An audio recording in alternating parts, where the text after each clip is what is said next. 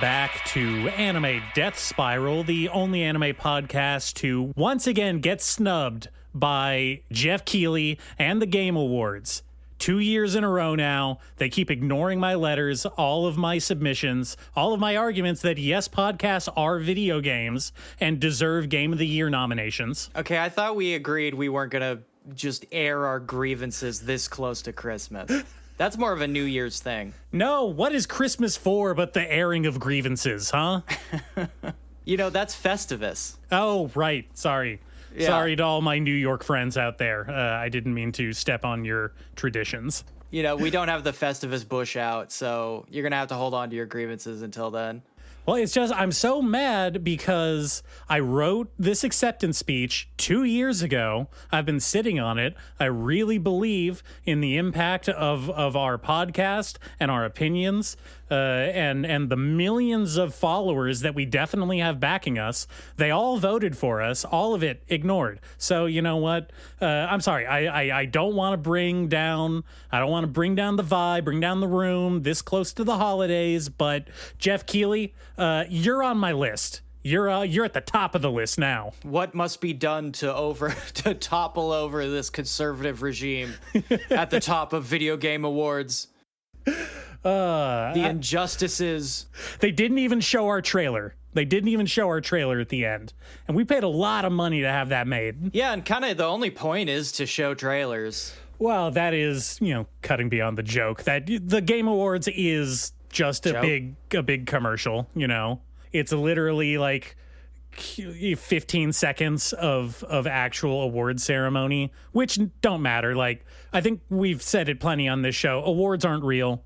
Industry award ceremonies aren't like a real thing that you need to pay attention to or care about. I think we need to like workshop an even edgier, more cynical take on it, because like that is just like the standard understanding of what the Game Awards are. How could we go more cynical? Like Game Awards are. Well, see, I was about to say Game Awards are detrimental to the culture of game development, but that's not. People already believe that. People already believe that. That's what people already a widely held belief. We got to take it further. Like, the Game Awards actually exist in order to suppress any expectation of video gaming as a medium overall. The Video Game Awards are a psyop to keep games at a lower class of cultural relevance and importance than they deserve to be. Exactly. Jeff Keighley's only mission in life is to convince us that games are not art. See, that's not cynical enough because people already think that about Jeff Keighley. It is his function in the culture. It's true, is to like suck all artistry out of the medium and just really just put on the most crass commercialist spin on the entire thing. It's true.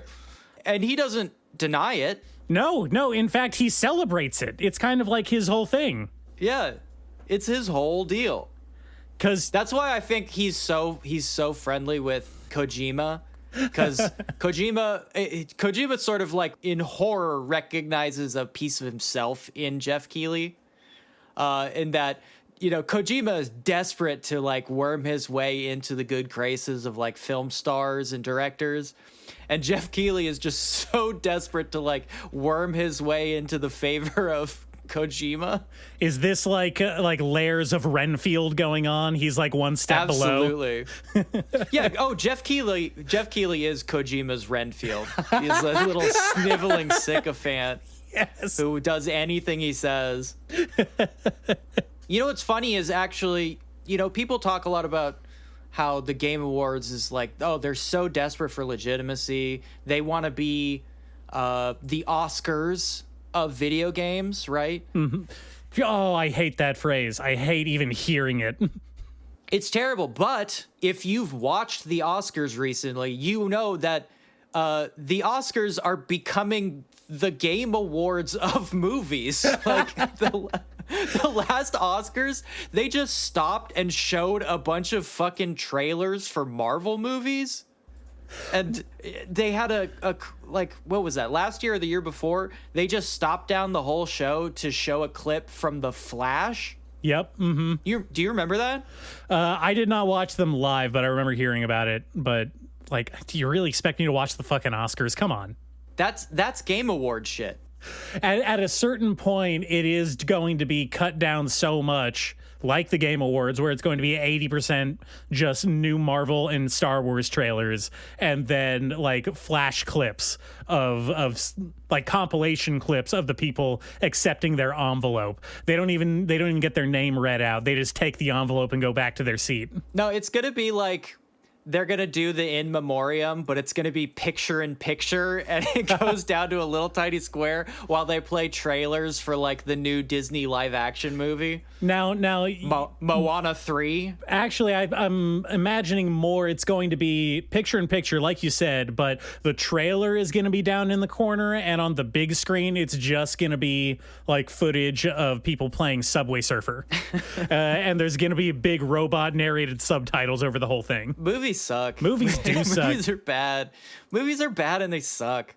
What are we doing? That's what I think. That's why I think it's funny when people say like, "Oh, again, back to Kojima." It's like, "Oh, his games are like movies, right? He wants to make games into movies." And first of all, he's already been doing that. Those are just the type of game that he's been making, a quote unquote emphasis on cinematic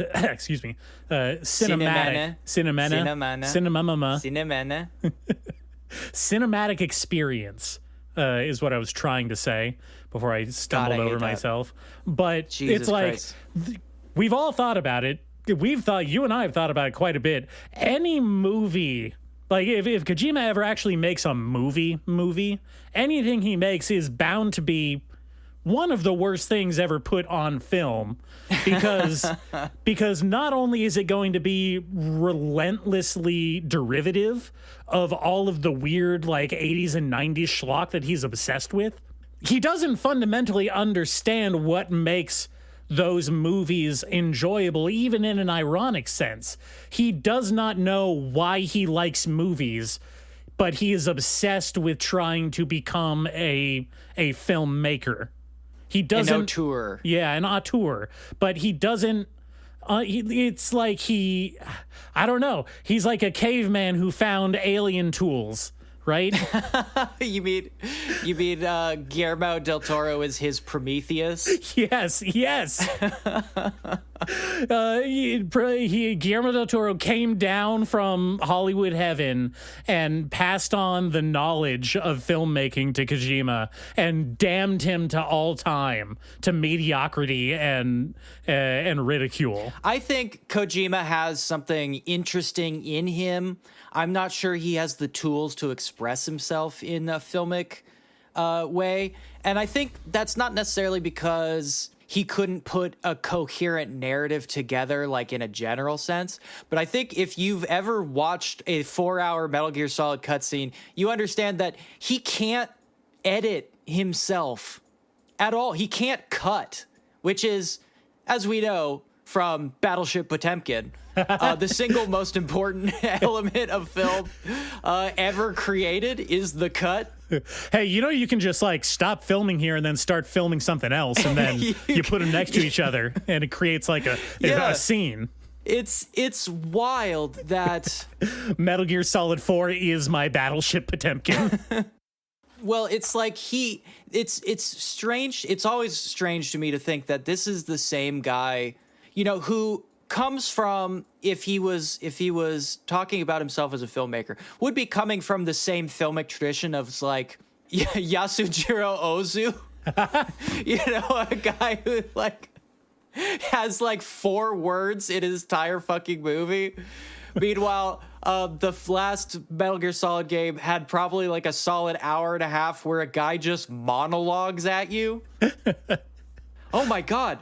He's the Mike Flanagan of video games. Oh, shit. Oh, no. Oh, no. You've cracked this thing wide open. Oh, no. And instead of Stephen King being his muse, it's Tom Clancy. Yes. Wow. Oh, that makes so much sense when you put them together like that. That's wild. That is wild. That said, I would absolutely be on board for the Netflix high budget miniseries of Metal Gear Solid, directed by Mike Flanagan, not Kojima. Yeah, of course. Yeah. It's funny you mentioned that because I did watch some stuff this week. Oh shit! Really? On Netflix, even. Oh, okay. All right. I know it's a surprise after all the shit talking. Something besides Dan to Dan, I'm assuming. I watch that with my watch partners, so I leave that off the list. But I did some solitary watching. You could even say I watched In Solitude. Like some kind of freak? Yeah. Well, I've been watching a lot of different things. I don't know if you've paid attention at all to some of the stuff that's going on TV these days. We are clearly in a bit of a desert. But I started watching that Dune Prophecy show. Oh, yes. Dune prequel. Yeah, it's all about a guy trying to destroy feminism, which is pretty wild. Just like the Game Awards. Yeah, exactly. So Dune Prophecy, I don't know if you know this, but Dune Prophecy is about how the Pope of feminism is evil. And Shai Hulud has created the ultimate men's rights Terminator to destroy it. Did you know that? That's the plot of Dune Prophecy? Now, is this like fully like made up, or is this based off of like the glossary of the index notes to Frank Herbert's original script? I don't know. I really don't know. This is one of those things where in the grand tradition of Dune being an ultra epic, I believe Dune Prophecy is set something ridiculously stupid like 10,000 years before the movies. Good. That's one of my least favorite like sci-fi fantasy tropes, is just unimaginably like infeasibly large blocks of time in between major events, and people reference them as if they happened within like living memory or generational memory, right? Yes. It's like Star Wars Knights of the Old Republic, the video game, takes place like 10,000 years before. Yeah. But everyone is still wearing the same clothes and using the same guns and has the same vehicles. Like, it doesn't make sense. Yes, and this is my robot fantasy space wizard show doesn't make sense. It does not make sense. I mean, Dune, it is exactly the same thing where it's the same tech, everybody's wearing the same clothes, shit's all the same. And I know kind of part of it is that the Bene Gesserit, the feminist pope, are like their entire plot is to control the next 10,000 years of human evolution by themselves, right? That's the entire plot of Dune. Well, the plot of Dune is that Paul is their accidental like messiah. Like, he wasn't supposed to be the messiah, but someone fucked somebody they weren't supposed to, and then we got Muad'Dib, little mouse, Muad'Dib. And these nasty women. Yeah, and of course it's like, well, was it a mistake or was it destiny? Was it the endlessly turning wheels of fate? And that's kind of what the plot of this is like, hey, like, what if like a bunch of crazy shit was put into motion like 10,000 years ago, and actually, even though you like grasp for control, none of your attempts will ever come to fruition because, like, stuff just happens. You have no control. Stuff just happens. They don't seem to realize that, like, stuff just happens sometimes, bro. Stuff just happens. You can't anticipate that. But I do really hate when they're like, 10,000 years in the future, the houses of Harkonnen and Atreides are butting heads. It's like, shut the fuck up. Oh my God. Yeah. The same two guys. Yeah, great, cool. Well, it gives I don't know. Doing stuff like that very obviously puts an air of stagnancy on the whole universe, right? It makes it feel less lived in to me. Yeah, we've talked about this. It's small world syndrome. Yeah. It's everybody in Star Wars has to be related to a Luke or Leia somehow, right? Yeah. Everyone's a Skywalker. or whatever, or your favorite fantasy character is actually, Destiny Child. They're all Destiny Childs. They're all Destiny children. Destiny's Child, yes.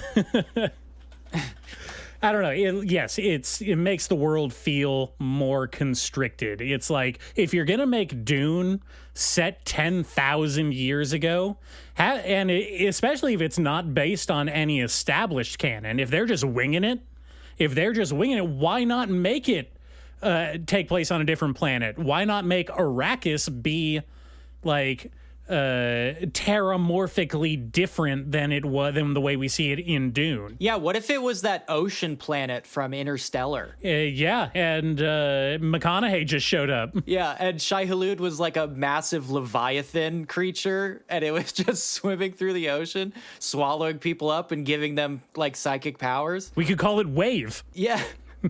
That would be, or we call it Dune: Waterworld. Ishmael. The Ishmael Listen, prophecies. why don't we do a readaptation of Moby Dick set on a water planet where a techno pirate has to hunt a giant albino sandworm that's in the water? It's a water worm. That's already an anime. That's already an anime? Yeah, they've done Water Planet and Airship Planet. Oh. Those are both things already. Okay, dang. Yeah. I don't know. Lava Planet. Let's do Lava Planet. Lava Planet would be sick. Yeah. And Shai-Hulud is some kind of giant lava worm. Baphomet. Yeah. A Bahamut. A great chaos dragon. Volcanoes are just holes where the Shai-Hulud pokes up from the earth. Hey, it writes itself. Yeah, absolutely. And volcanoes, you feed them virgins or whatever, and that's like feeding Shai-Hulud the Destiny's Childs. Yeah, exactly. And then have that like subtly tie into events that will happen later on, but maybe like in 40 or 50 years, not 10,000. Yeah. You know what? If you have to do 10,000, at least call them like Horkinins. Yeah, have language degradation like be a thing. Atrodials, Atrodelize. Yeah. Yeah, like at least give us that, like come on. Or at least use like weird archaic spellings and pronunciations. Yeah, exactly. Yeah, House Carino doesn't have to be House Carino. It could be House Coriano, Corlanus. Or we get like, two houses marry into each other and they combine their names. And it's like, oh, that's how we got the name Carino. It's a combination of two different, totally unrelated house names previously. Something like that. I don't know. We shouldn't be doing their jobs for them. This is, and I say this with conviction, should be the job of the feminist pope to come up with these ideas, not ours. Yeah, well, the feminism pope, I mean, she is doing all the DNA manipulation, the gene editing, and human eugenics project, the 10,000-year human eugenics project, which is, again, wild that the pope of feminism is the bad guy of this show, but also the main character. It's kind of bold in that way. I kind of like that aspect of it. It's sort of like, what do you guys do? It's a villainous anime. Yeah, it's definitely a villainous anime. Okay, all right. It's kind of wild in that way. I'm liking it more than The Penguin, for sure. It's way better than that. In fact, I'm liking it more than the Dune movies. I think it's better than the movies. At the end of the season, the Bene Gesserit is looking out the window from her penthouse after she's killed all of her enemies, and she says, "I've done it. I'm the most powerful one." And then a light comes on in the distance, and it's just a picture of Timothée Chalamet superimposed above the clouds. It'll be like, I've finally done it. I've eliminated the universe of Paul Atreides, and then one little desert mouse will hop across the screen, and it'll be like, oh no, we know what's coming. Muad'Dib, there he is. 10,000 years later. Honestly, the audacity of that. Just the audacity of it. Yeah. Like, come on. Anyway, I watched that a little bit of that, but the thing I watched that really blew me away, which doesn't happen that often. You hear about this little thing called 100 Years of Solitude? You know this thing? Cien Años de Soledad? You ever heard of this? I'm going to say I'm familiar with the title. Not super familiar with the source material or the Netflix adaptation. What's going on here? Wow. Well, not to put College Boy to shame, but this is one of the most important magical realist novels of, the last 150 years, really. A book by Colombian author Gabriel Garcia Marquez. I think it's of it as sort of in the tradition of like Dickens in a way. It is both a sprawling epic of a book about sort of like multi-generational stories, much like Dune, spanning 10,000 years. 10,000 years, basically. 3 generations, 10,000 years, roughly. Yeah, that makes sense. 4 or 5 generations, maybe. Uh-huh. But also, it's a story that's incredibly intimate with its characters. We explore really interesting, like, ground level character work, which is just fantastic. It's constantly, like magical realism, like literary fiction, magical realism sort of exists as an underpinning of making the metaphorical literal in a playful way, right? So it constantly will be referencing the real world and keeping a toad grounded in the real world, but then every once in a while it'll offhandedly be like, oh yeah, but like alchemy exists in the Philosopher's Stone or whatever. And that'll just kind of be like in the background. Okay. Magical realism is a really interesting way to say elevated fantasy, I guess, Well, I've always kind of wondered what is the strict like delineation between fantasy and magical realism. Is magical realism just fantasy but set in our presumably like real world but just with magic? Whereas, like, something like classical fantasy or high fantasy is Lord of the Rings, where it's, a different universe, a different world that they inhabit that is similar and possibly based off of our reality, but is not the same thing. I think magical realism is an interesting concept because before, and this is something like you can find Ursula K. Le Guin or like Jorge Luis Borges writing about, in that there was a time before the genreization of fiction, right? Mm-hmm. In the time of like Borges, who was definitely one of the first Central and South American Latin fiction writers who kind of ended up as the pillars of magical realism. They referred to themselves and works similar to theirs as fantasy and themselves as fantasists. But they were not writing in the Tolkienian mode, right? Like a lot of this stuff was happening before any of that. And a lot of it had to do more like parables, I would say. They have more in common with like a parable than an elf or an orc, Sure. There's a really famous Latin American short story. I forget whose name, but this is the one that always comes to mind. It's written in the first person, and it's about this academic who lives in, I think, Argentina, maybe somewhere like that.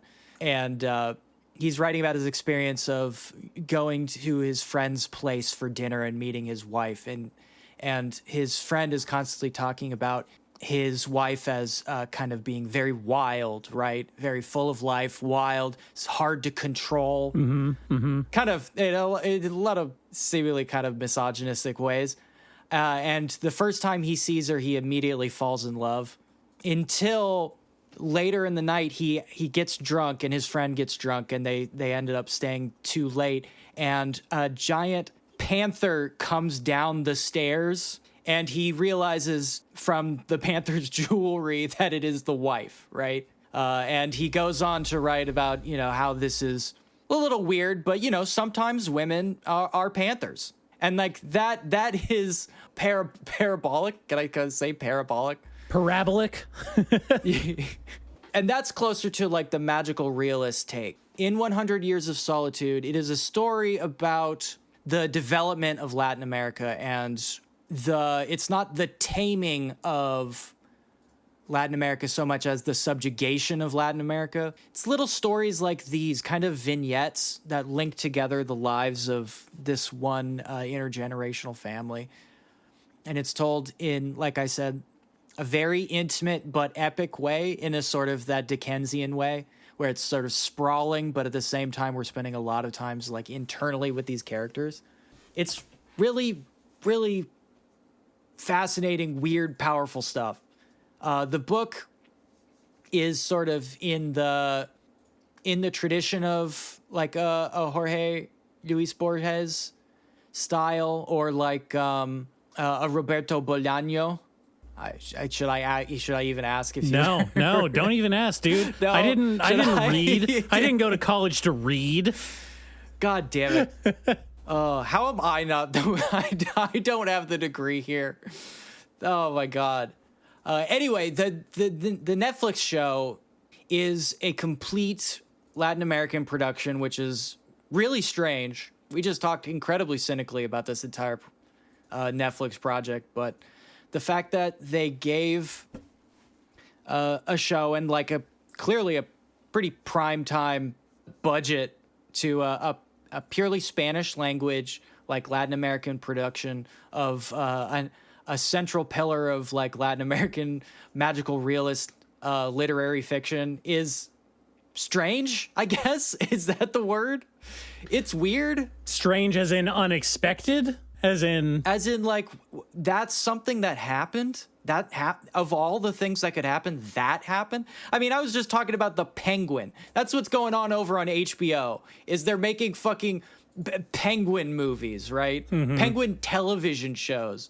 Prestige television about the backstory of the Penguin from Batman. And every once in a while, they do an adaptation of 100 Years of Solitude. And you know what? The adaptation is really good. Some of the best shit I have seen in a really long time. You know, I think that just is a symptom of Netflix's own unique production style, which is, I think that they just cynically hand out money to whoever can hold the executive's attention for longer than 15 seconds. You know, they're literally, the Netflix pitch process is literally you get shoved into a room with the higher ups while they're doing lines of coke and say, what do you got? Come on, we need content. And you just hand them a script, and as long as they understand the first 5 words, then yeah, all right, here, have money, go do whatever. And then they just do that for like 5,000 different people. And eventually one of them, you know, is gonna return something good. But you know, we were talking about context of historical facts before the start of the show. You have to consider the context that Netflix creates a lot of crap, like a lot, and it gets mostly filtered out, and all we see is that cream of the crop stuff like this that you're talking about. And oftentimes what people call like the good stuff on Netflix these days is still like pretty mediocre overall. That's generous. So when something like this gets made, have no mistake, it is an anomaly. It's an anomaly that you're seeing, a quirk of their haphazard funding like structure. And so I wouldn't put too much thought into figuring out why Netflix is the one making this. It could have been anyone. It's just the way that they make their shows made it slightly more likely to happen to them, right? It definitely feels like this is one of those very strange things where like Netflix's approach to just like shotgun everything ended up creating something that otherwise would never have existed in this form. I'm just saying, like, for every 100 Years of Solitude, they've been tossing millions of dollars at like comedians for another Joe Rogan or Dave Chappelle stand-up special. Well, it's Matt Rife now, right? You're sure, Matt Rife. 10,000 Years of Solitude. Yes. Yeah, I've been watching this. I just want to mention something that's actually like jaw-droppingly interesting and weird and really well done, and actually done in a respectful way, which is super rare because this is like not the kind of thing that gets done this way, especially because, you know, Gabriel Garcia Marquez specifically refused to sell the screen rights to this novel because he knew somebody was going to try to make like a fucking white version of it, This was loosely adapted against Marquez's specific instructions by a guy called Shuji Terayama, a fairly well-known Japanese new wave filmmaker. He's really well known for the adaptation that became, he called it Farewell to the Ark. And this is a fairly well-known Japanese, well, it's not an adaptation. Legally, it is not an adaptation. It is, you can't say it's an adaptation, but it is, let's say, loosely based. It's a film loosely based on the book. And I think this is really interesting because Shuji Terayama, check this out, also wrote music. Oh. In fact, he wrote the theme song for Ashita no Joe. No way. Yes way. He wrote the theme song for classic anime Ashita no Joe, as well as some other theme songs for other anime. And the song lyrics for the Nutcracker Fantasy, which is the Christmas connection. But I wanted to make the anime adaptation. This is my way to dismount from the literary fiction Netflix adaptation I wanted to talk about. So we passed through Shuji Terayama back into anime. We're still in Netflix though, because guess what? I did watch anime. And I did watch anime on Netflix. You watched a Netflix anime, okay. Yeah. Not Dan to Dan. Not Dan to Dan. We don't need to talk about Dan to Dan. We'll talk about Dan to Dan when the season's over. But you know how we feel about it. I want to talk about something that I mentioned last episode. I watched Mononoke. Yes. You charged me with watching that as well. And I didn't. I'll just say it up front. I didn't watch it. He didn't watch it. I didn't watch it. So you go on, but it's fine because as you told me, it's a part one anyway. And like, to be perfectly honest, I don't watch part ones. I only watch complete stories. I didn't watch any of the Lord of the Rings movies until 30 years after they came out. Yeah, and all at once, too. You're going to sit there. I'm going to do 9 hours straight. That's the only way I can do it. It's how the filmmakers envisioned it, okay? Yeah. So when part 2 of Mononoke comes out, you'll just sit and do like all 4.5 hours or whatever. Actually, this one's not that long. I'll sit like in A Clockwork Orange with the things in my eyes doing the Ludovico treatment. Hey, why not? Whatever gets you across the finish line. Okay, what is up with the Mononoke movie part 1? The Mononoke movie part 1 is 89 minutes long. Oh, a tight little film. Yeah. Sub 90, already earning points. Absolutely. And that's what you want. The episodes of the show are like 24 minutes long, so you can really feel them stretching their legs here. Mm-hmm. I'm not sure whether that's a good thing or a bad thing. Frankly, I'm going to have to watch this one again because I did find this confusing. Now, the series itself is, I think, a little bit infamous for being, I want to say, it has a tendency to obfuscate its own meaning. I think the word you're looking for is inaccessible. I don't think it's inaccessible. I think even if you weren't interested in truly like puzzling out what is happening in each Mononoke episode, and they're not all super dense and impenetrable, some of them are just straightforward stories. One of them's actually just like a murder mystery, which is kind of cool.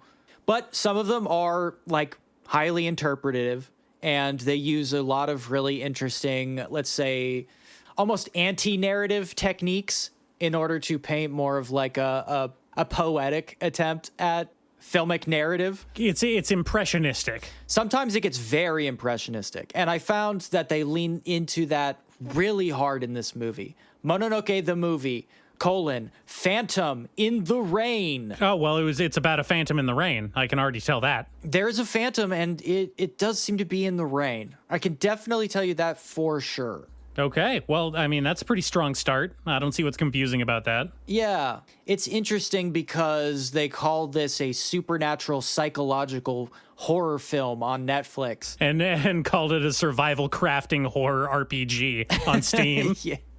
Yeah.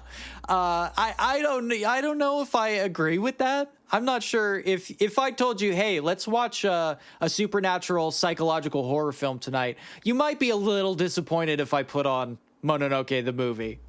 I mean, at the very least, you might be a little confused by what I meant. I mean, this is a very personal take, but I am no longer surprised by anything you in particular put on the screen, no matter how you describe it.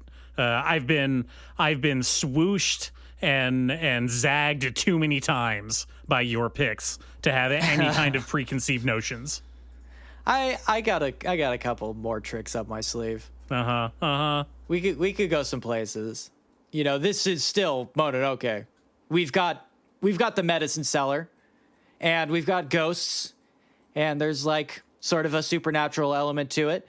I can promise you, he does go Super Saiyan by the end, and there's a cool fight scene. Okay. So even though I'm talking about it like this, like, don't get intimidated. Like, it's still fucking cool shit. At the end of the day, it's still anime. Like, let's not get anything wrong here. Yeah.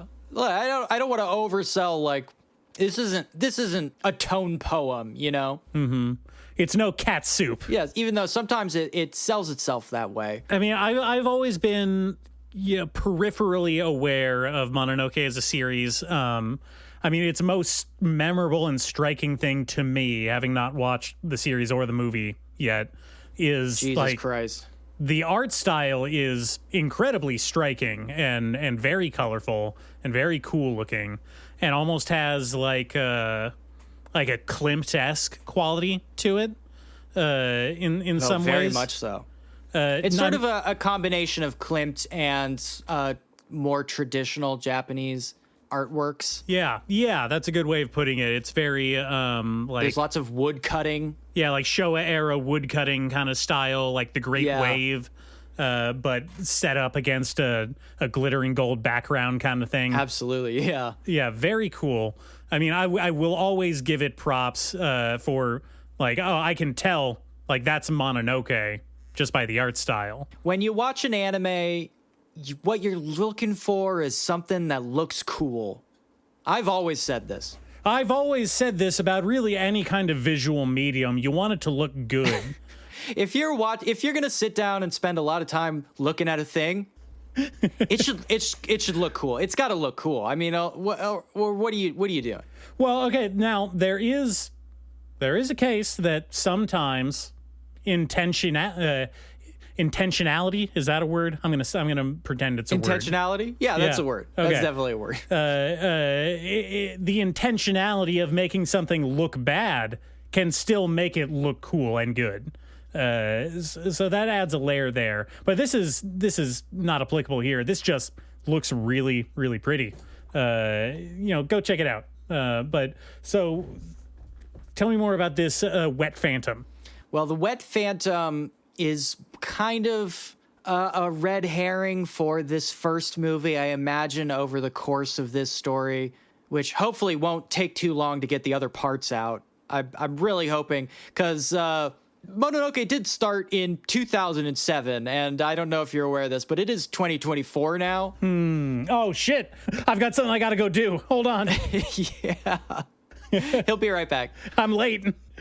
It's been going on for a long time. Well, no, the problem is it hasn't. It released one season of 12 episodes back in 2007, and then nothing until now. Oh, I didn't realize that. Oh yeah, no, there was 12 episodes of Mononoke. 13 if you include the episode that appeared in the horror anthology Ayakashi Samurai Horror Tales, which is where the medicine seller comes from. I don't know if you've seen that, but it's good. That's also very good. That's some good shit. You should watch that. I'll have to add that to the list. Yeah, that's some classic Japanese ghost story shit told in an anthology style where different directors did each story. So it's got like different art styles for each of the stories, and it just looks fucking it looks great. It just looks really cool. That's cool. I like when they do that. It's like old. It's got that old, even though it came out in like 2006. It's got sort of an old school anime look to it, almost like a 80s style. So those people who are like, hey, the anime peaked in the 80s. This is the shit for you, because whoever was directing a lot of these episodes kind of agreed with you. But that's where the medicine seller came from. He was like the main character of like, you know, episode 6 or whatever from that. And then the year after, I guess people were like, damn, that dude's so fucking cool. We need to like make his own series. And that was where 12 more episodes came from. Okay. Well, I mean, they just picked the most popular one. It makes sense to spin it off, right?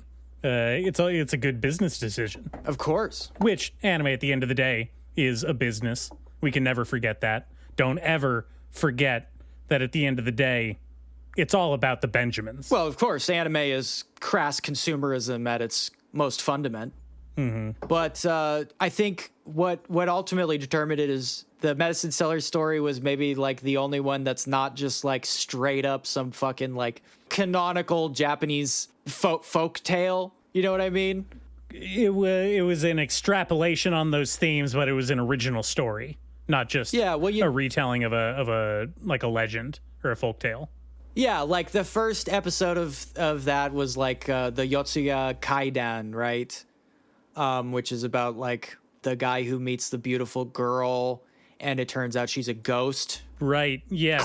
Classic story. Well, she wants him to stay at her inn. He's like, "No, I think you're a ghost. I shouldn't do that." And then he comes back the next day and the people are like, "Hey, you didn't see a lady in the woods last night, did you? Because she's a ghost. And if you see her, you shouldn't stay at her house, even if she wants you to." Exactly. Yeah. Yeah, classic story. Everybody loves that. I think they story. do that story in Mushishi as well as one of the episodes. Oh, definitely. Yeah, this is one of those things. It's like Robin Hood. They just like people just tell it in every fucking context they could possibly cram it into. It's like one of those. There was an episode of the 90s grimdark Blackjack OVA series that was a take on the Ghost Woman story where she invites him back to her house and he has to perform surgery on a ghost. I like that one. Oh, right. Yes. I like that one. That one's cool. I gotta perform surgery on this ghost. My scalpels, they do nothing. I didn't bring enough ectoplasm. I need O positive ectoplasm, the universal donor. We're gonna have to kill her sibling and then hook her ghost up to the IV. We're gonna have to do a ghost transplant. So that is where it comes from, and its stories are sort of in that mode. They're all very like classic kind of Japanese ghost stories. And the medicine seller is this mysterious character. He roams from story to story, wielding his sword of justice, which needs 3 elements in order to unsheath. He needs, what is it? Truth, justice, and the American way. No, that would be easy. No, the problem is he needs truth, form, and reason, I think. Basically, he needs to identify the ghost, understand the scenario, and then get the truth out of everybody involved, which is very convenient because it sets us up for a incredibly classic detective story, which is, you know, this is the fundament of all detectives. Okay, yeah, so he's a ghost detective. He's not a medicine seller. Yeah, but his name is Medicine Seller. So who are you going to argue with the man? That's like going up to a doctor and like, "Hey, you're a doctor, right?" It's like, "No, my name is Doctor. I'm a police officer." So your name is Doctor Who? No, I'm the doctor. It's not. So he stumbles around encountering ghost stories and solving them for people, usually in ironically tragic ways. And this becomes sort of a problem with the movie because, as you can imagine, if you only get the first part of a detective story, it's not exactly a great arc for a 90-minute film. You know what I mean? Well, yeah, you kind of want to have the, like, I would say probably the number one quality that you want to have in a detective story is an ending, preferably one that solves the mystery. I can't think of too many detective stories that are well beloved for having no ending or no resolution to the mystery. I think it's pretty much all of them that do that that I can think of. Well, no, you're forgetting an incredibly famous example. Oh, what am I overlooking? Anyway, I feel very strange about the movie because, as I just alluded to, there is no end. And in fact, there is no middle either. Things just kind of happen and we get a bunch of stuff. And in classic Mononoke fashion, everything is very obscured by a level of, let's say, artistic obfuscation. Which I don't necessarily hate. I like it quite a lot. It's beautiful. It's constantly interesting to look at and think about and try to interpret. But interpreting something like that without a middle or an end can be very frustrating. And I feel like that's what it left me with. A very acute sense of frustration, which doesn't mean you shouldn't go watch it. I think everybody should go watch it. It was fucking great. But, damn, it's hard to sit there and be like, what the fuck was any of that? What just happened? I don't understand. All right. So you've brought a couple things to the table so far this episode that obviously have some very high pedigree of artistic and cultural and creative merit to them. You know, these are highbrow works, really heady stuff that take time to digest and think about. And I always do. Yeah. Well, yeah. No, that's why we have you on the show. It's why I pay you. Who's we? You know, me and the other guy. Motherfucker. And so I want to bring Nate, something. I've invited you onto my show to talk about some anime. I understand you've brought a clip. Oh yeah. Here, it's right here. I'm gonna show it to all the people. Great, and that was really good. That was really good stuff. Do you want to give us a little bit of detail about this Christmas anime you've been so enthusiastic about? Yes, I do.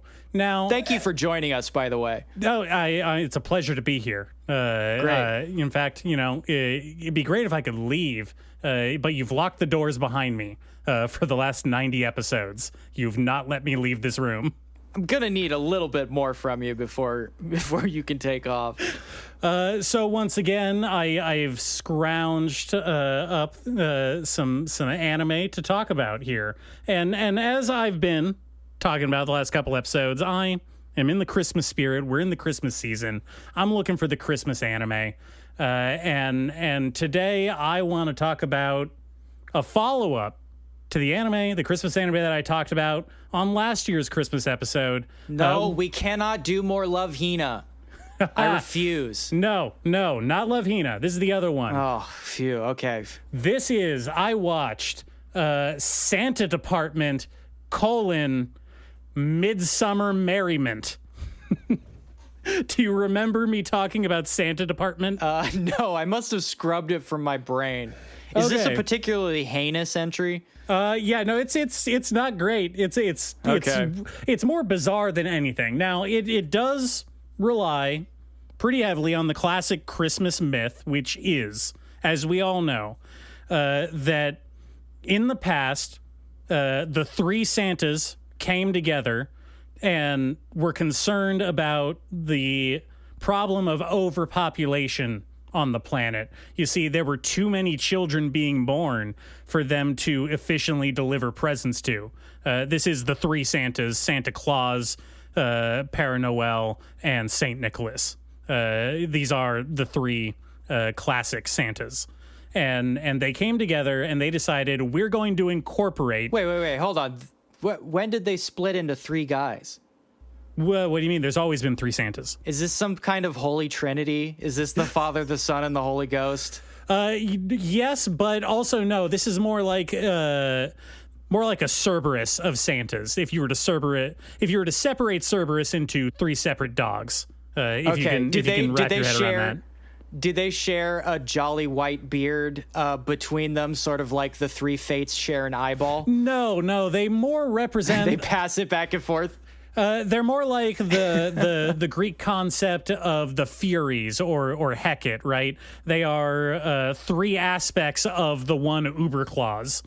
Okay, I see. All right. Yeah. That makes more sense. And so you have your fat, jolly one with the full beard, and then you have the short, gnomish looking one who wears glasses and kind of has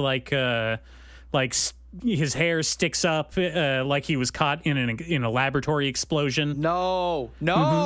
And then No! you have I hate that. the skinny one who has a chin beard and no mustache, and he's surfing Santa.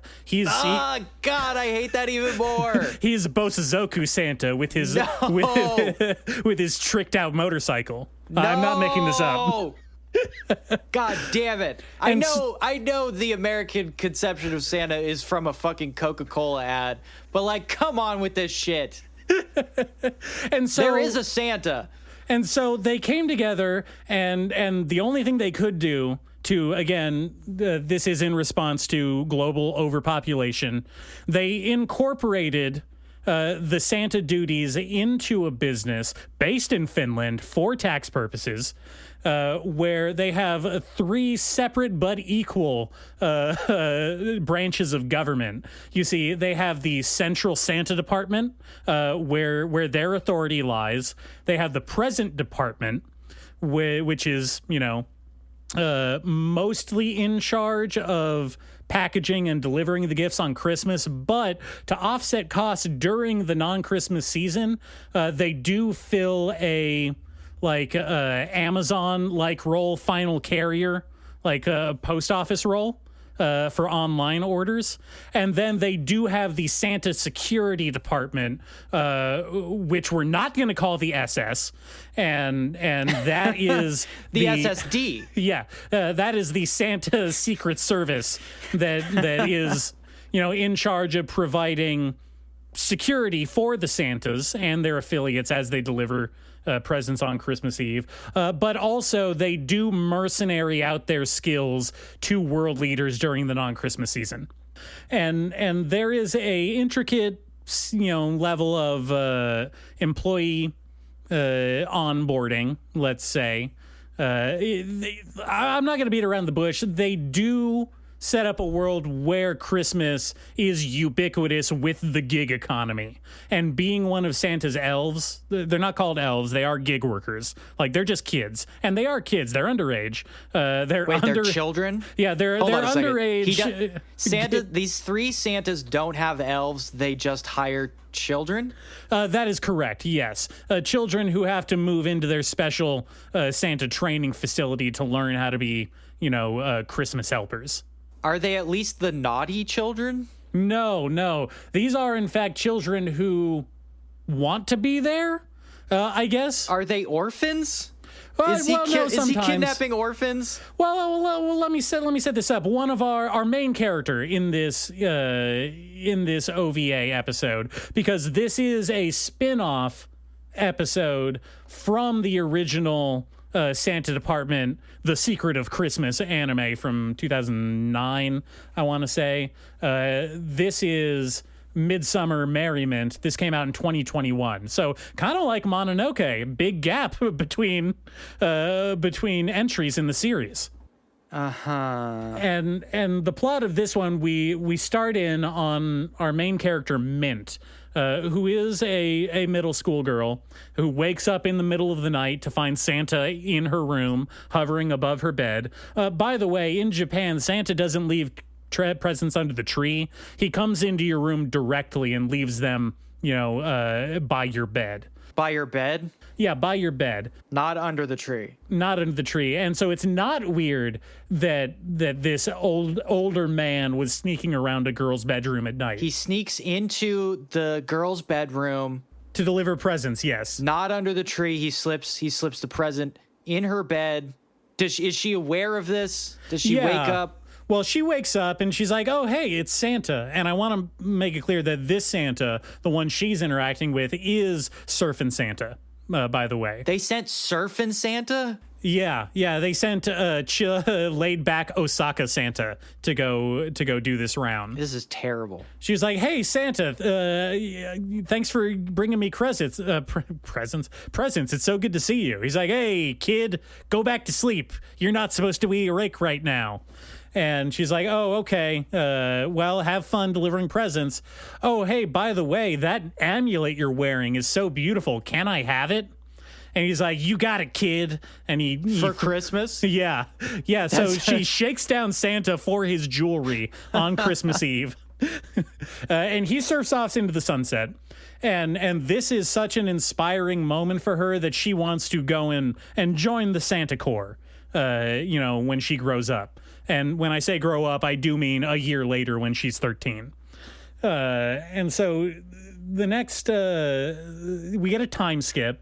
She is in training at Santa Department, at Santa HQ. Santa HQ. Yeah, Santa Boot Camp. Right. She has a Narisa Sakura with her two friends, Noah from the Bible, who is also 13, Noah. and 13-year-old Thomas Edison. These are all characters. That... Hey, wait, he's not from the Bible. Yeah, Noah from the Bible second. and Thomas Edison from the Bible. Hey, also, Noah's Old Testament.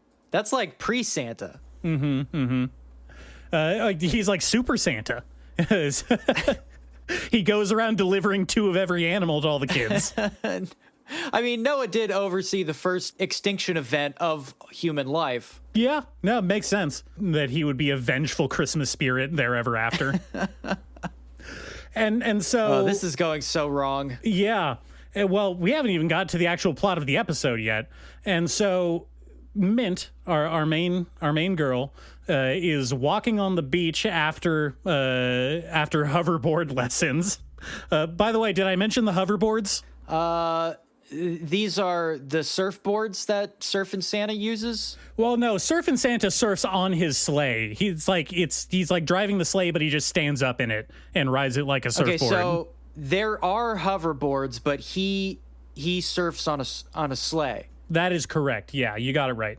And so the hoverboards, the Back to the Future 2 style hoverboards, are for the gig workers, the child gig workers. They use those to deliver the presents in Santa's stead. Because remember... Wait, hold on. Santa doesn't deliver the presents. Well, no, that's what I'm saying. Remember, the Santas Incorporated and collectively put their entire power and authority into a central government. And so that's why they need the child gig economy workers to go out and deliver presents for them now. They're too busy dictating the Santa Nation, which is Finland. They're the premiers of Finland? Well, yeah, they kind of had a corporate takeover of the country of Finland, to more efficiently run the Santa state. Did they end democracy? Listen, you don't need democracy at the North Pole, formerly known as Finland. You only need Christmas spirit and love and joy and full deference to the power of Santa. It's a system that just works. You wouldn't understand, okay? Where does the magic come in? Well, you see, Thomas Edison, he has a sexy older uncle who works in Santa's inventing department, and he's in charge of making all of the magic, like trinkets and gadgets that they use to enforce Christmas cheer globally. So Thomas Edison is a magical craftsman. He crafts magic items. Well, no, his sexy older uncle is. Thomas Edison is a little boy. Oh my God, is his uncle Tesla? Nikola Tesla? That would be too beyond the pale.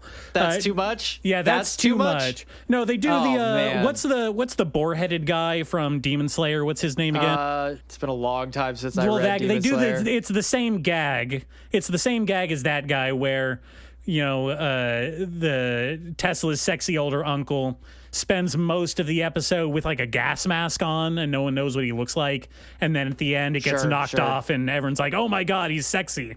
Right. So we're just gonna refer to him as older Edison, and Thomas Edison is a minor character at best. I see. His name's Inosuke. His name is Edison-san, if we want to get formal with it. And so Mint, our main character, is walking the beach. By the way, they're not in Finland for this episode. This is during the off season, so they're at the tropical Santa training facility in the Caribbean. Just want to establish that. Offshore Santa facility? Yeah, at the offshore Santa facility. Yeah, would you say this is like some kind of outer heaven? Yeah, where Santas are truly appreciated for their role in society. They're not thrown aside like garbage. Finally, a place where we could be free.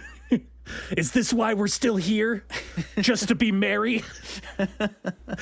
And so she notices her other friend, Noah, from the Bible, picking up garbage on... Noah.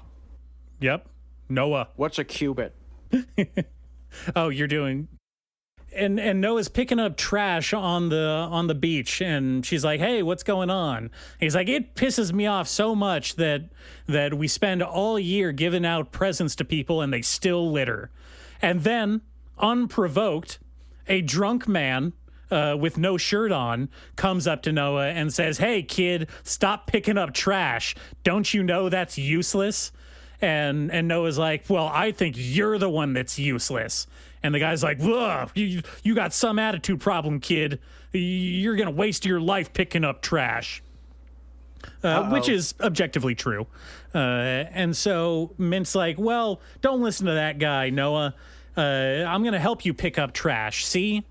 And so they start picking up trash, but unbeknownst to them, this does in fact anger the evil spirit of Mook, who, as we all know, is the three Santas' ancient and ultimate enemy, the anti-Christmas, the Krampus, if you will, and it doesn't like that all of its trash is getting picked up off the beach because it wants a world filled with hate and dirtiness and litter on the ground, and so it forms.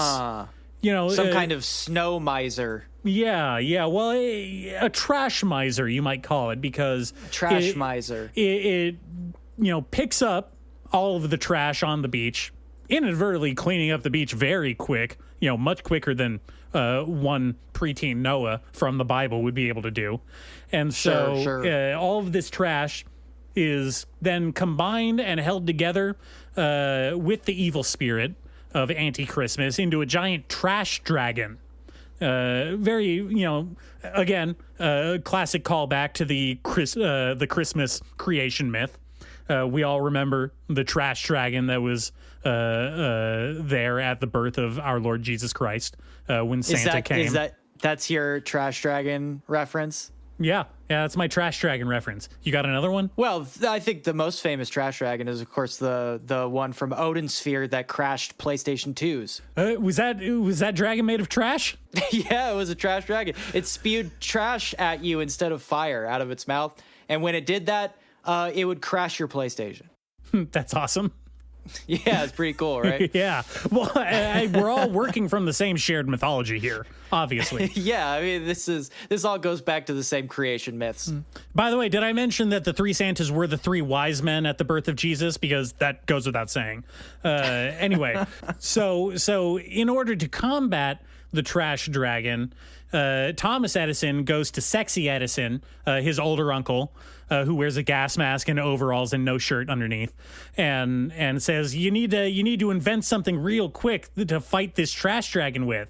And so he invents a Ghostbuster vacuum, right? It's a Ghostbuster laser, but instead of shooting a laser at ghosts to bust them, it does just suck up trash. And trash sucker. Yeah, a vacuum, some kind of super ghost vacuum, and they give these out to all of the gig workers, and they all suck up trash from the trash dragon, thus weakening it but not killing it. And so, as a final coup de grace, Sexy Edison busts out his Christmas spirit laser, a destructive weapon of mass destruction, powered by the Christmas spirit of the user, and gives it to Mint and says, "You gotta shoot the dragon with your Christmas spirit." And she's like, "Got it." But it doesn't quite power up all the way, and she can't figure out because no one's more Christmassy than her. I mean, Santa came into her room at night and gave her a special secret amulet that one time. Yeah, right? Well, she could be Catholic. I mean, that would help. Oh, well, the whole world's Catholic. Come on. Yeah, oh, this is a post-Catholic takeover world. Yeah, this is post-Catholic singularity continuity here. Oh shit! This is the Pope's fever dream. Not the feminist post, the Catholic one. The Catholic one, the more evil one. Mm-hmm.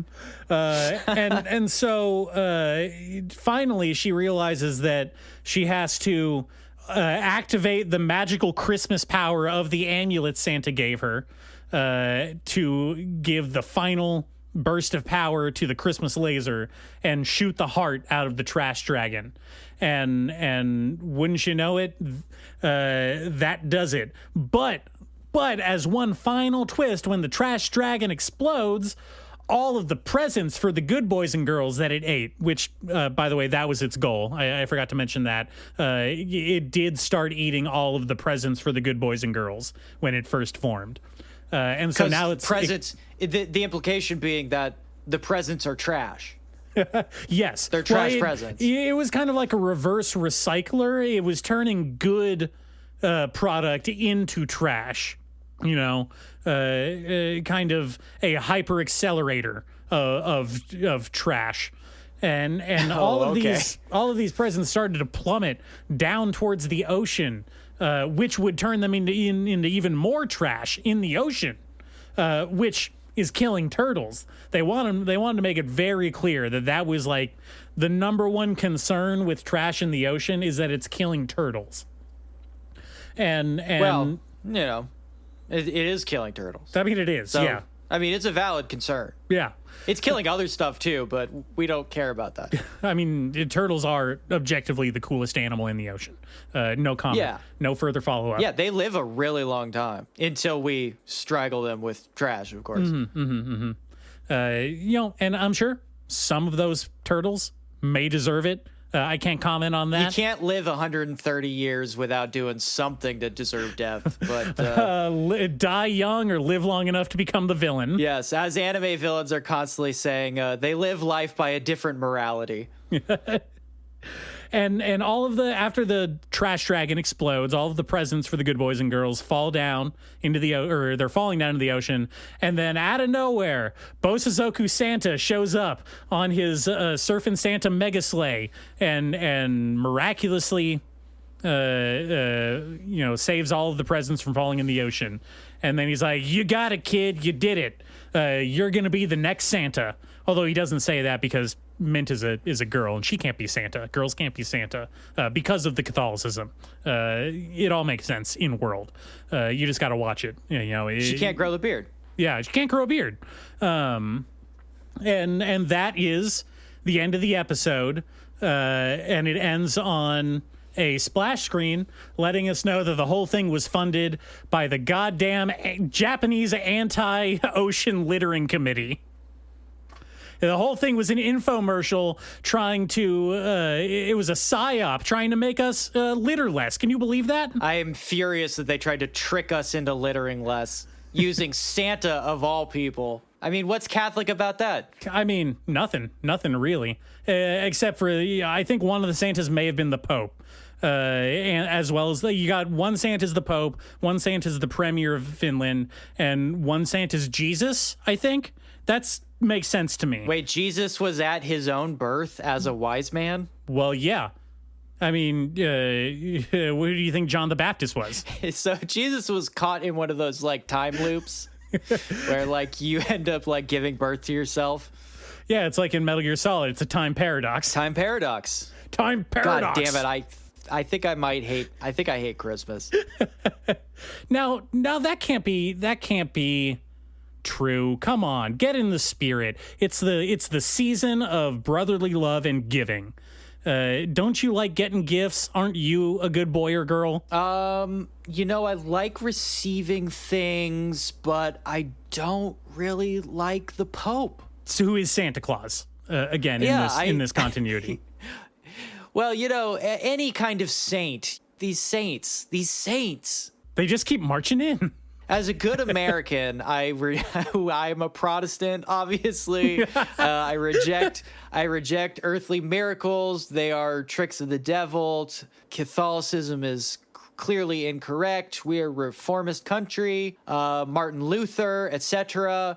So obviously Santa, instead of being a saintly being of mercy, is of course a harbinger of the Antichrist. Well, and so I reject this entire premise, and also recycling is bad. Littering is good, actually.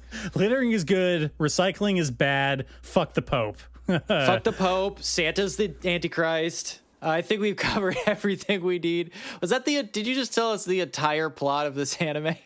Well, it was only one 22-minute episode, so okay. It was a tight 22 minutes, which gives it a lot of points in my mind.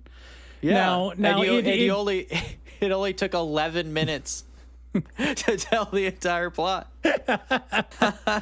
Now, I don't know about you, but this anime has put me into the gift-giving mood, so why don't we take a break, and when we get back, we can tell you folks about Anime Death Spiral's top Christmas holiday gifts to give out this season. How does that sound? Great.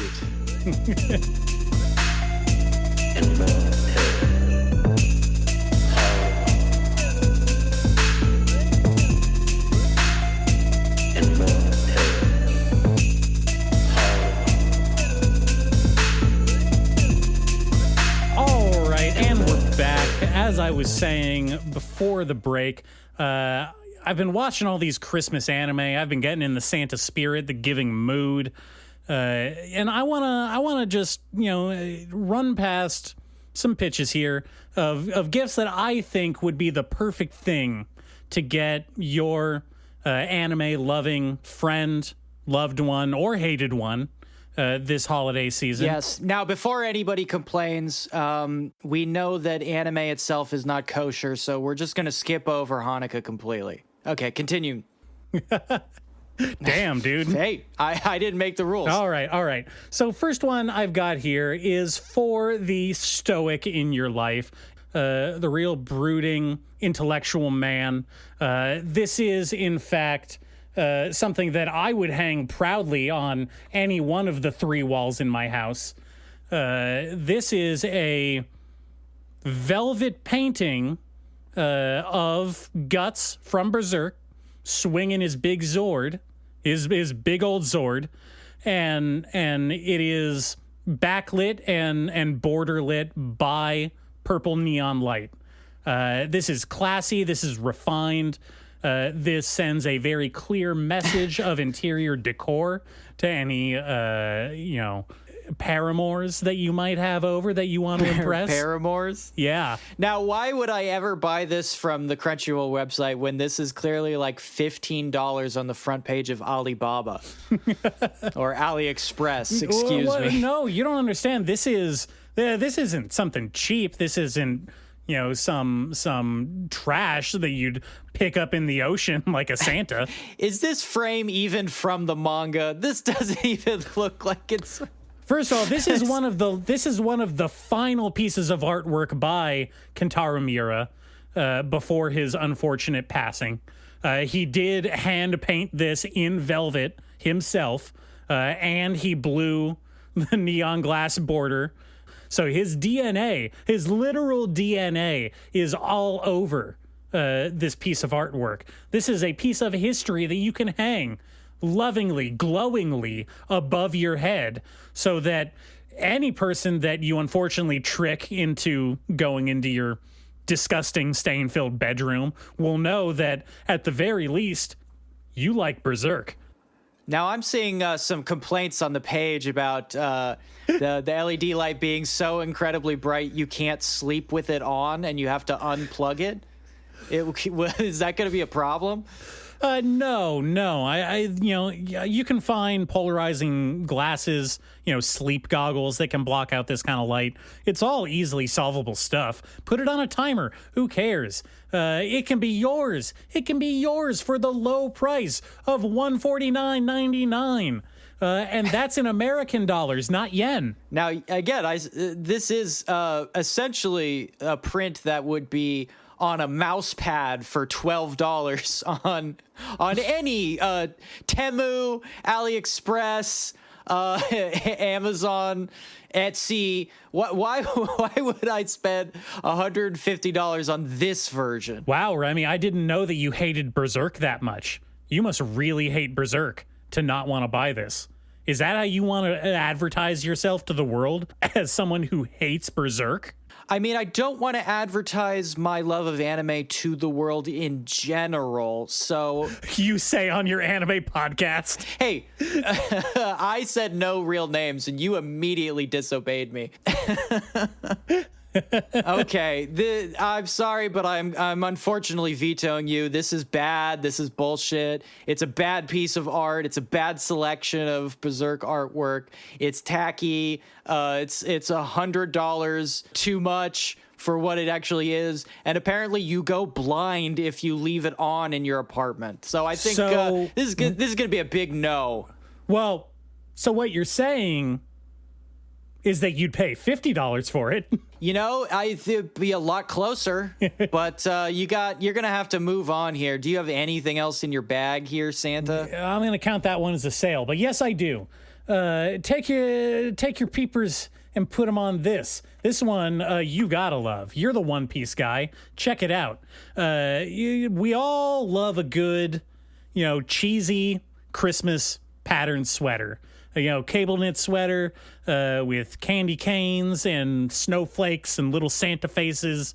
And, I don't know. We all work a soulless office job where the only activity outside of staring at spreadsheets all day is creating weird little rituals to interact with your coworkers. Yeah, like Wacky Sweater Fridays or something, right? Yep. And this is perfect. This is perfect for that kind of meandering, gormless existence.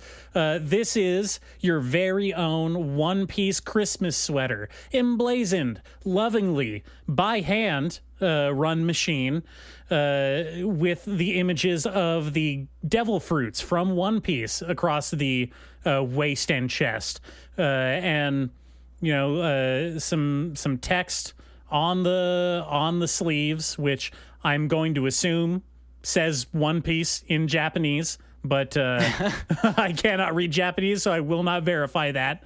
But you're going to take a guess anyway. I'm going to take a guess at it anyway and say that it probably says One Piece. And this is, I would wear this proudly on any occasion year round. Are you saying you wouldn't? Well, let me take a look here. So, I'm seeing the gum fruit on there. I'm seeing the op fruit. What is this guy? We've got Ace's flame fruit. We've got the hito fruit. What else is here? And this guy's dropping fruit knowledge. We got a lot of fruits on here. Some of these I don't recognize. There seems to be a version of the gum fruit that it has like a grass top that I've never seen before. I guess that means I'm not a big enough One Piece fan to wear this sweater. Oh man, you're dropping One Piece cred points right now. If I wore this sweater and somebody's like called me out for not knowing all the fruits on the sweater, I would have to kill myself on the spot.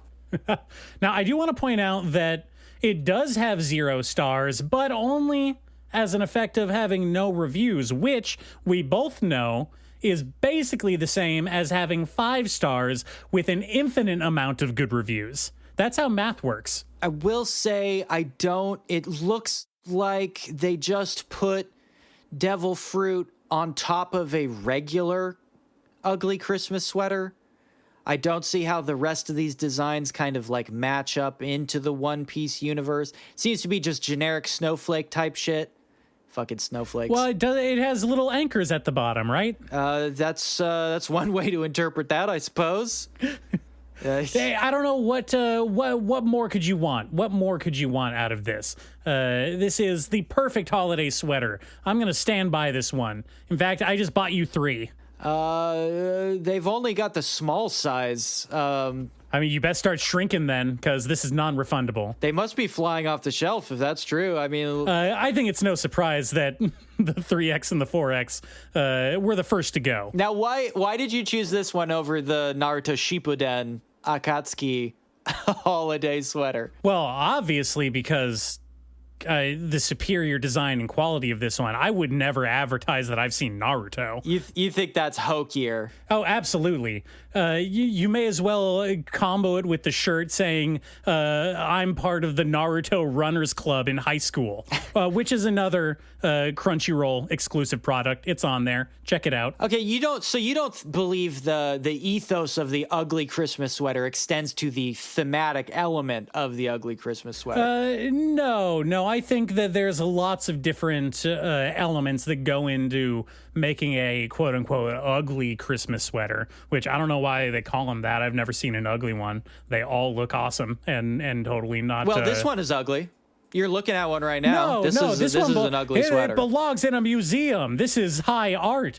You could see someone like Megan Thee Stallion wearing this to the gala in New York. You know, the big one, the big gala. Sure, or Meghan Markle. Yeah, wearing it to Christmas with the Queen. Or Megan Mullally.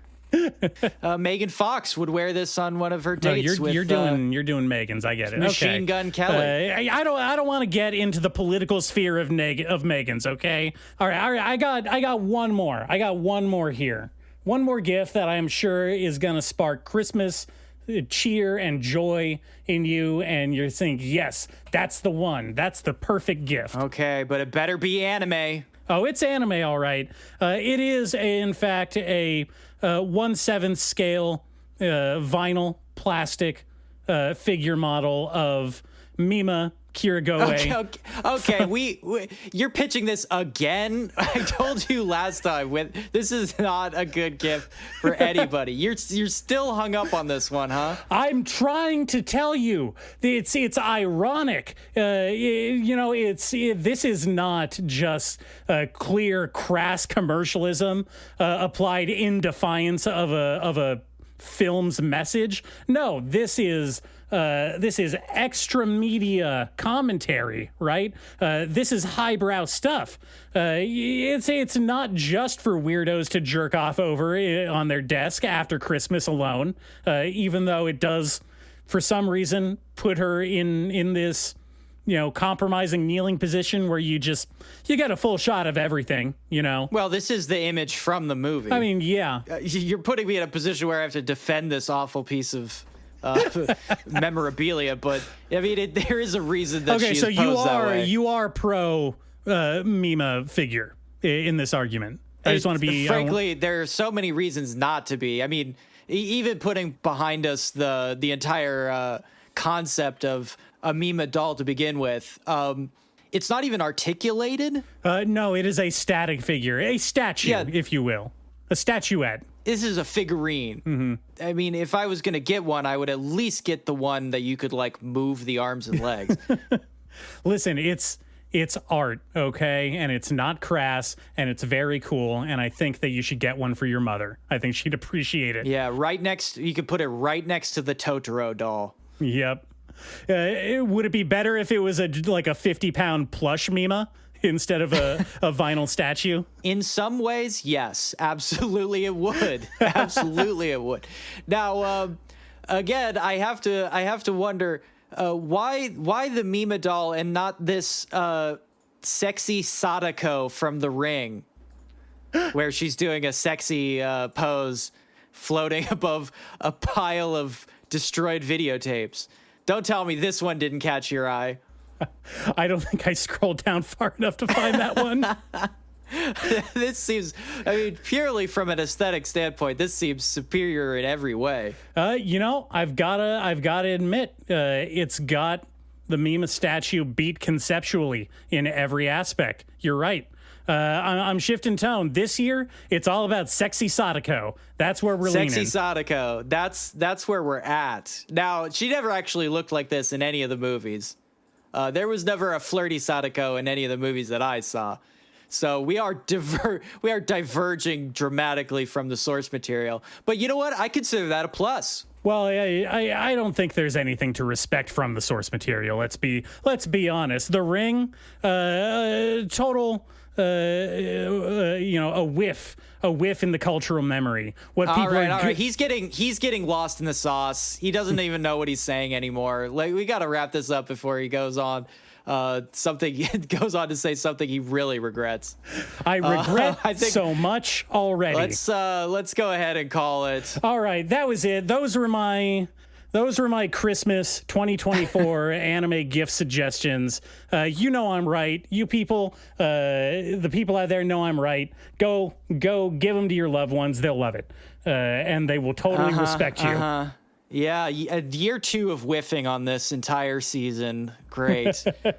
All right. Okay. All right. I think we've run on far enough. Go do the stuff like subscribe, YouTube, Blue Sky, TikTok. Do all this stuff. Handsome, beautiful, tall listeners. We hope you have a Merry Christmas, a Happy Hanukkah, and an absolutely dog shit New Year.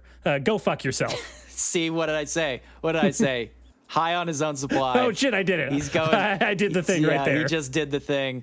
I will, as punishment, I will be sending you this bunny girl jewelry statue. And I'm going to make sure your wife opens it. Okay, all right. Bye.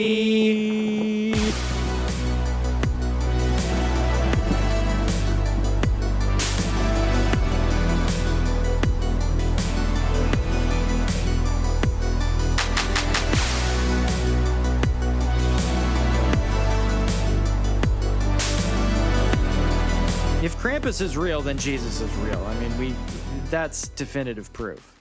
Not sure what the connection is, but if not directly, they are parallel to each other.